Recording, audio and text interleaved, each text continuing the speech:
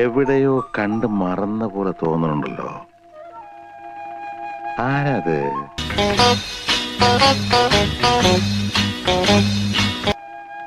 എത്ര ആയിട്ടും അങ്ങോട്ട് കിട്ടുന്നില്ല. അശ്വമേധം ജയിച്ചിട്ട് മറ്റേ എന്തായിരുന്നു സ്ഥലത്തിന്റെ ബേവാച്ചില് കന്യാകുമാരി ബേവാച്ചില് ഫ്രീ ടിക്കറ്റ് കിട്ടി. ഇവര് അമ്പട കേമാ സണ്ണി കുട്ട. ഏത് ക്ലാസ്സിലാ മോനെ പഠിക്കുന്നേ?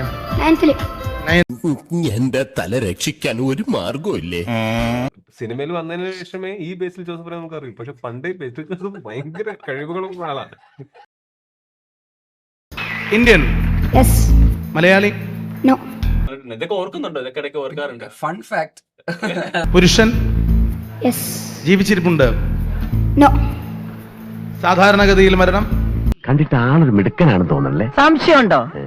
ആള് നല്ല മിടുക്കനാ. ഉപകരണ സംഗീതം? ആളെ വേണ്ടത്ര പരിചയമില്ലാന്ന് തോന്നുന്നു. ലോകപ്രസിദ്ധനാ തനി രാവണൻ. പെർഫോമിംഗ് ആർട്ടിസ്റ്റ് ആണോ? മലയാളി അല്ലാന്നല്ലേ മോൻ പറഞ്ഞത്? അപ്പൊ ഞാനും അത്ര മോശമല്ലാന്ന് പറഞ്ഞതാ സാർ. എനിക്കെന്തോ കുറച്ച് കാശ് കിട്ടാനുള്ള കാര്യം പറഞ്ഞല്ലോ സാർ. South India? പുരുഷൻ തന്നെയാണെന്നാണോ പറഞ്ഞത്? നൃത്തരൂപങ്ങളിലൊന്ന്? ജയകിഷൻ വളരെ പ്രിപ്പയർഡ് ആണ്. I appreciate.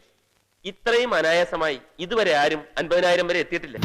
അദ്ദേഹത്തിന്റെ പേരിന്റെ ഏതെങ്കിലും ഭാഗം യുവിൽ ആരംഭിക്കുന്നുണ്ടോ? എങ്ങനെയുണ്ട്? നന്നായിട്ടുണ്ട്. മഹാനായ നർത്തകൻ ഉദയശങ്കർജിയാണോ? അശ്വോപഹാരം.